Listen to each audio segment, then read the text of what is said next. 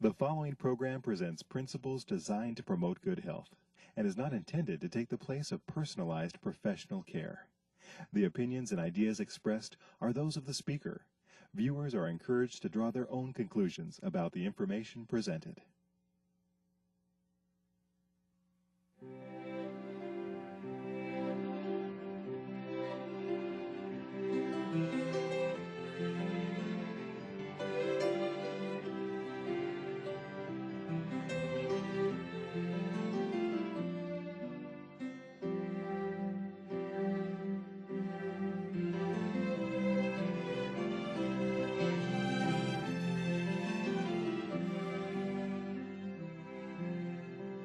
Hello and welcome to Health for a Lifetime. I'm your host, Don McIntosh, and today we're going to be talking about back pain. I know everyone watching today has either had back pain or knows someone that is maybe experiencing it right now, and we hope that as a result of today's program you're going to have some real helpful tips.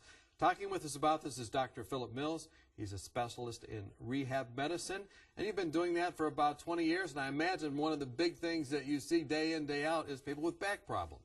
Back pain is so endemic. In fact, less than 20% of people will go through life without a problem sometime in their life with their back. Well, that's job security for you.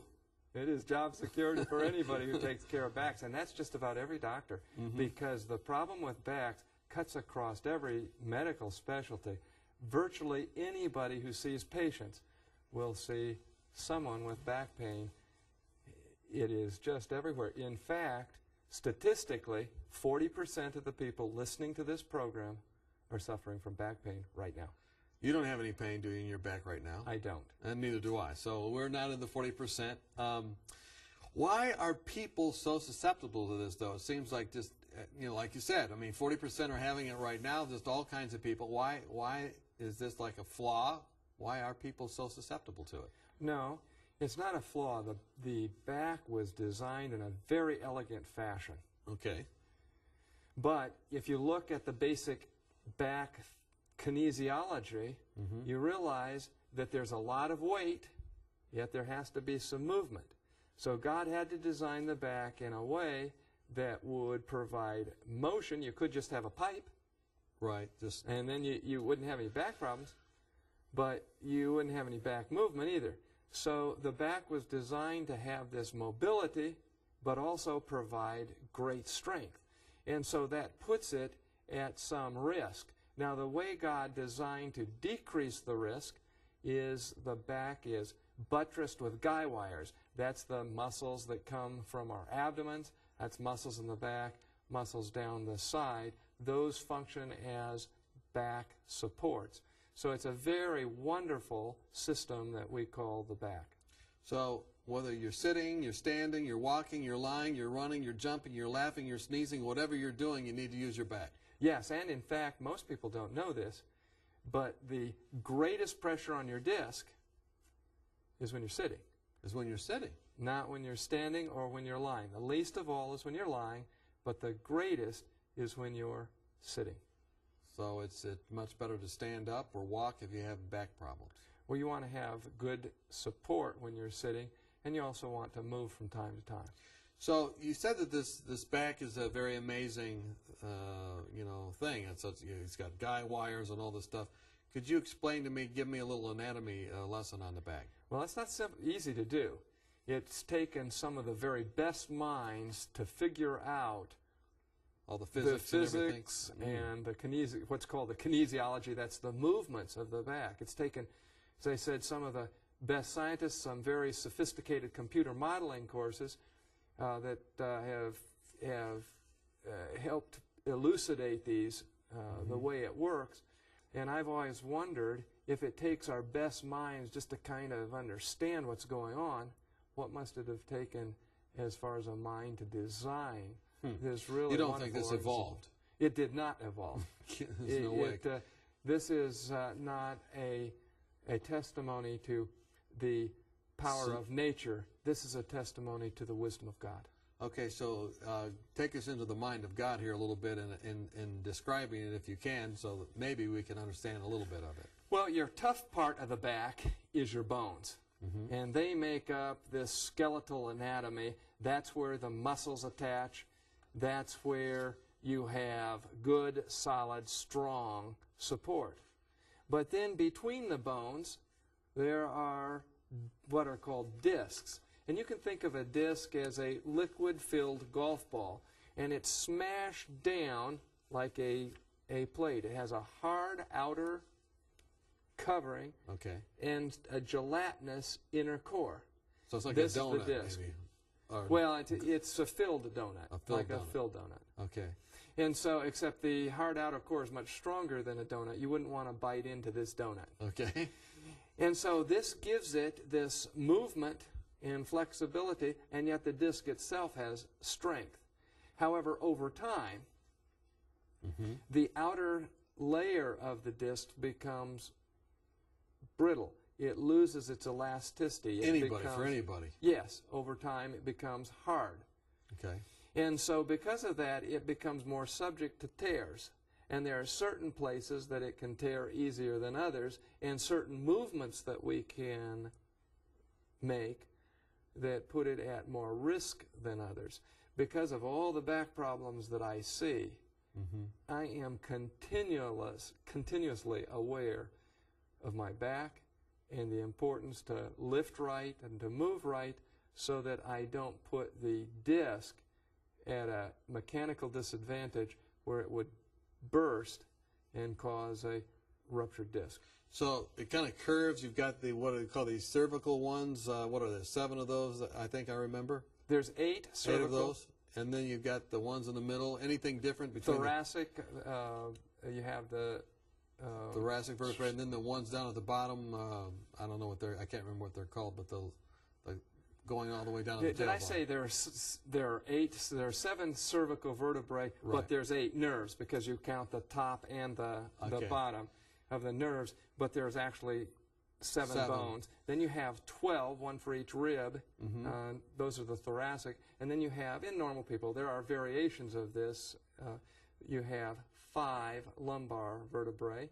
And then you have, at the very bottom, you have the sacrum, which is like the tailbone, and then the coccyx at the very tip.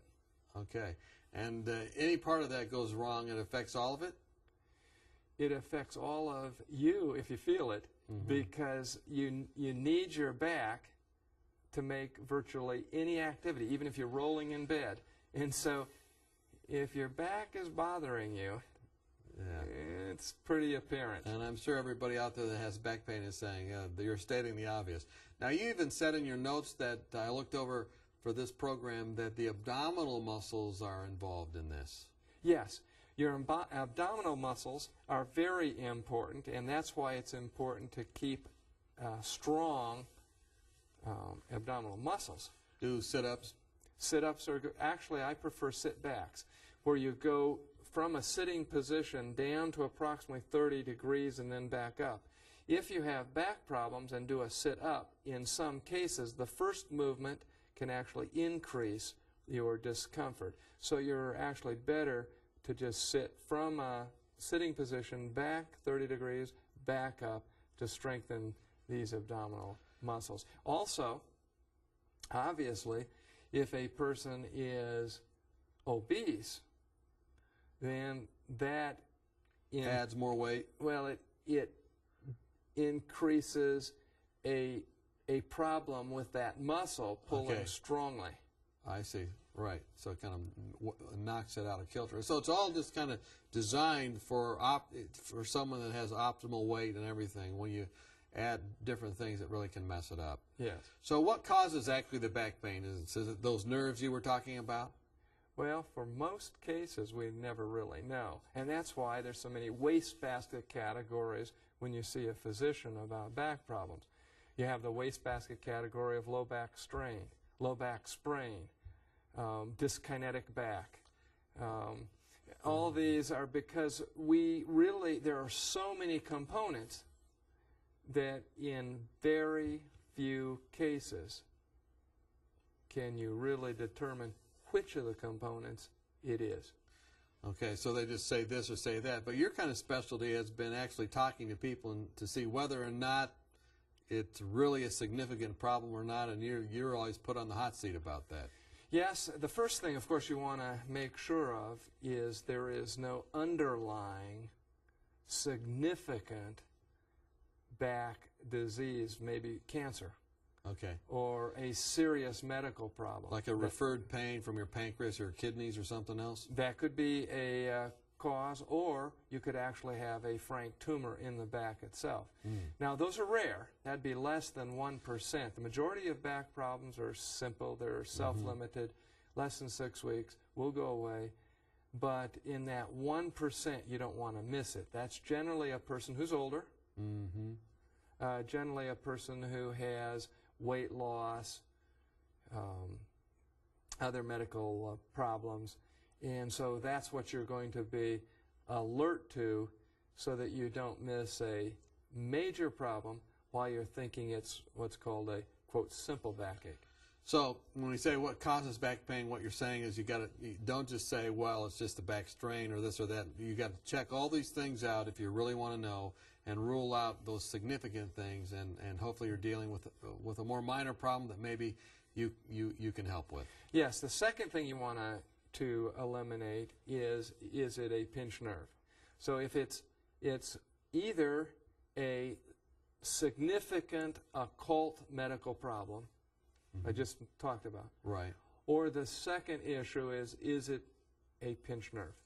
Now, the way you can tell if it's a pinched nerve, or it might be a pinched nerve, is the distribution of the pain, whether there's actual muscle weakness. Going down your leg or arm or something? If there's muscle weakness in a particular pattern in your leg, or if it's from the neck in your arm, or if it's in a particular pattern of referred kind of pain. So you look at the referral pattern, you look at the sensory loss, you look at the muscle weakness, and that's how you determine whether there may be nerve injury. If it's a nerve injury, you'll probably want to have other testing like electroneurodiagnostics, where they actually see if the nerves to particular muscles are working 100%. Impulses going there. Now, you talked to me about those discs again, and you were telling me that the nutrition that gets to the disc, it's a very interesting process. What was it? Imbibation or something? Imbibition. Imbibition, yeah. The word what comes is that? the word comes from imbibe. Okay. You know, if you are imbibing. In maybe some substance you should or should not. Correct. Okay. Yeah, you're imbibing. All right. That is, you're bringing something in. Now, in most places of the body, the way you get nutrition is through circulation. But in the disc, there's really no circulation. No circulation? No. So, not normally. So, if you're going to get nutrition, it still needs some nutrition. How does it get it? It gets it like a sponge gets nutrition. You squeeze the sponge down underneath water, and then you let it up, and it sucks up the water. Imbibes. It imbibes it. That's imbibition.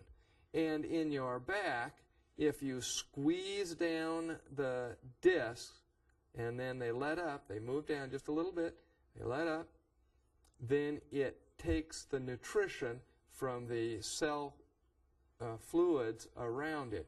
Now, the way you squeeze it down is exercise. Walking is probably the very best way, because as you walk, there's this rhythmic pattern.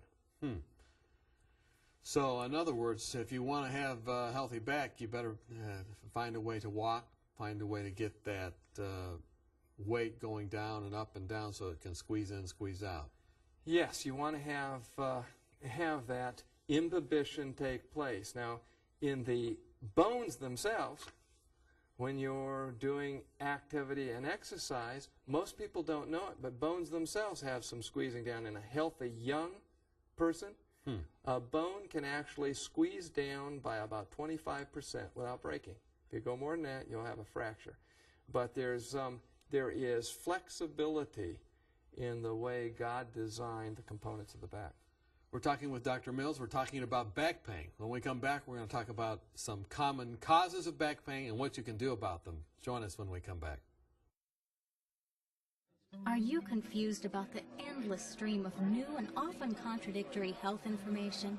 With companies trying to sell new drugs and special interest groups paying for studies that spin the facts, where can you find a common sense approach to health?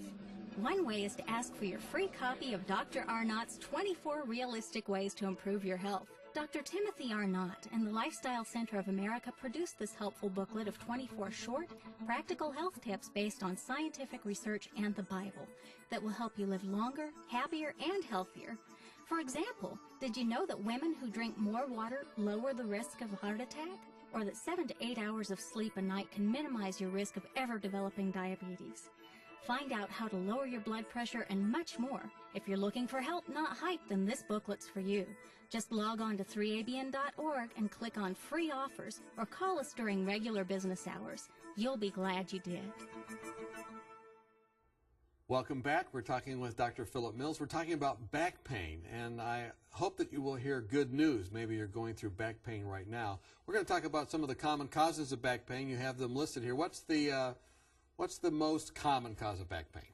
Well, the most common cause is what's called a simple backache, and we really don't know. So it's a sprain or a strain or this, you don't know. The 80% of the back problems, we are unable to find a specific reason for them.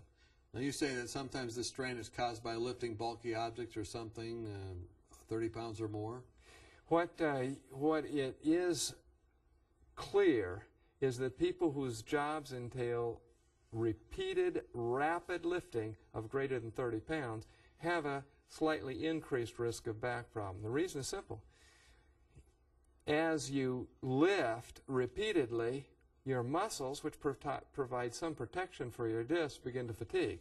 Mm-hmm. As they fatigue, there's going to be more pressure on the ligaments. And so if you do any lifting that's wrong, you have no margin of safety, no margin of error.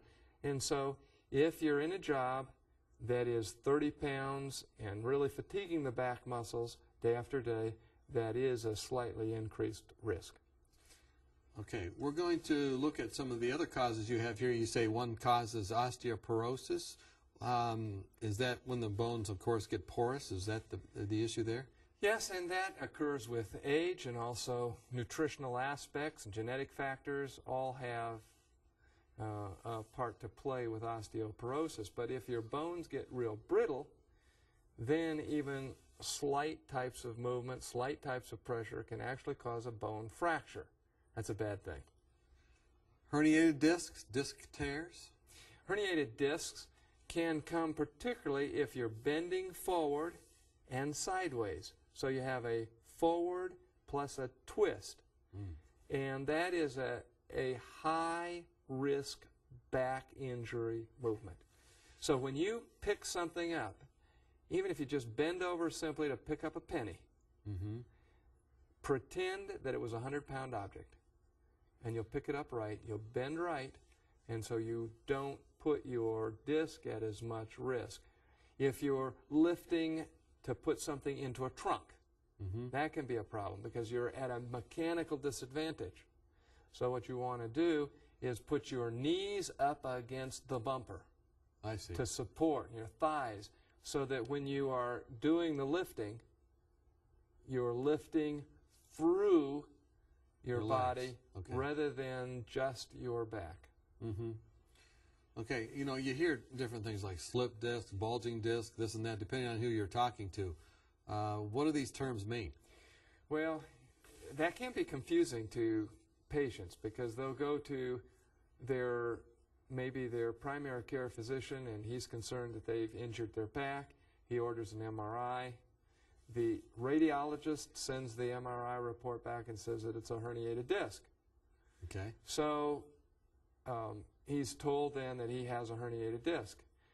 He's sent to a neurosurgeon or an orthopedic surgeon. Those are the ones that usually do surgery on the back for discs. And he takes a look at the MRI, takes an examination of the patient, history and all, and he tells him, well, this is a bulging disc. Okay. And so the patient is confused. One doctor told him that it was a herniated disc, And one says it's a and bulging one takes disc. it a bulging. But it's the difference of perspective. Any of these, a disc doesn't just bulge a certain amount, come out, boom, boom, boom, in discrete amounts, but it can be any amount along a continuum. Mm-hmm. And so the question is, at what point do you call it a frank herniation versus a bulge? And so, in my experience, the radiologists use it based on a measured amount. Mm-hmm. And they'll say this is a herniation because it passes this amount. Okay. But a orthopedic or neurosurgeon will say it's a bulge if he doesn't feel it's one that would benefit from surgery. And if they think it's a surgical bulge, then they'll say it's a herniation. So in surgeons, in my experience, a surgeon will differentiate the difference between a bulge and a herniation on the basis of surgical indications. Mm-hmm. And so that can be confusing to patients, but really they're Saying the same thing.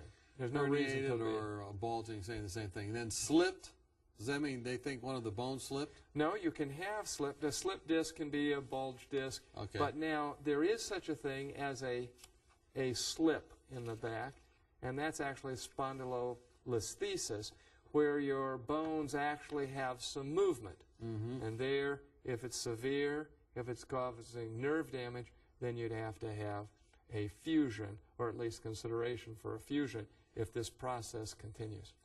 Once they slip, can they go back on their own? In spondylolisthesis, no. Yeah. No. Okay. Well, Now, when you're talking about these spondylolistheses, that is where the bone is actually moving relative to another bone, that's seen in a very high frequency in professional football players. So evidently, football is very bad on backs. well, I had one of those too, and I'm not a professional football player. Maybe it's just because I look like one. Okay. What are some of the things that we can do to avoid having back pain, having back problems? Well, surprisingly enough, smoking. Stopping smoking is an important way to avoid back problems. Smoking increases the risk of disc problem. It increases the risk of arthritis in the back, and it also increases the risk of needing surgery, but it has a much poorer prognosis if surgery is necessary and performed. Just from smoking? From smoking. So the reason is probably related to oxygen carrying capacity of the blood. So you have relative, over a long period of time, less oxygen than optimal to the back, and so it increases the problems again over time. So a person should not smoke if they want to avoid back problems. So yeah, because I guess the back gets fed in a different way than vessels, so if it's really compromised, it really, really can affect the bones, or the discs. We can explain it in an interesting way. Out of your back, you have blood vessels that come straight off the descending aorta. Mm-hmm. So these blood vessels come straight out, and that means that the blood has to go through an acute angle, not a smooth bend, but a tight curve. Mm-hmm. And so if there's any atherosclerosis, that is, if there's any deposits, Can't get there. that makes a real problem with the blood flow. I see. And so your back is going to be the single most Impacted. sensitive to vascular problems. Wow, even more so than maybe your lungs. You mentioned some other things that seem pretty obvious: obesity, lose 25 pounds. Let me just stop you on Yeah. that. A pound on the stomach is 4 pounds on the back. Wow.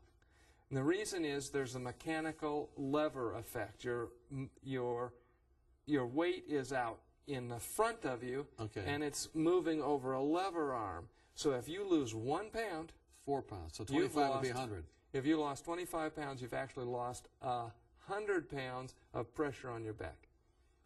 Wow. Well, and you think about it, the back can handle about 1,400 pounds of pressure, and so obesity can add quite a bit of pressure on the back and decrease again your level of safety. So get rid of that weight, exercise. We've only got about 2.5 minutes, but we want to give some hope here. So you say don't be angry. That would be interesting to talk about, but anger, you say, is specifically related to back pain. And the reason is people, if they're angry and their job involves lifting, they'll angrily go down and lift something up. They'll jerk. Okay. And because of that jerk, they increase their risk of back injury. And then age, you can't do anything about that, but try and be healthy with your nutrition and all those different things. You can lower your speed of aging, though. Okay. What are some other things, just some quick things in about the last 2 minutes that people can do that have this back pain? What should they do? Well, the first thing is walking. Walk. And we've already mentioned that. Walking is the single best treatment for the back. Okay. Walk. Another good treatment for the... Even if it's real slow, you can't walk very fast, walk. Well, you're better off if you can have some faster walking. Okay. If you can't tolerate walking because of some other arthritic or neurologic problems, swim. Okay, swim. So these are good exercises for the back. Okay. What about surgery? You didn't mention that. Well, surgery has a very limited place, but it does have an important place. That would be if you have a very severe and increasing spondylolisthesis, that's that slippage, or if you have neurologic damage, you need to remove pressure on a nerve, or if you have what's called spinal stenosis, that is not enough space for the blood, for the nerves to go through in the back. Posture? Posture is an important one. It's easier to take care of posture in younger people than older because sometimes you have fixed posture deficits that we can't do too much about. One of your favorite texts you mentioned here, also in your notes, about angels helping us walk correctly. You want to share that? Yes. Every morning, if we trust in the Lord, it says He apportions angels to guard us as we walk, as we go around our daily tasks, and we have angels with us. And to me, that's a wonderful blessing that we can trust God for. Thank you so much, Dr. Mills, for joining us, and I'm glad the angels are with us. They can help us not have those problems. And also the tips you've learned today, we hope that they're helpful for you and for your back or those that you love. And as a result, that you'll have health that lasts not just for now, but for a lifetime. Thanks for watching.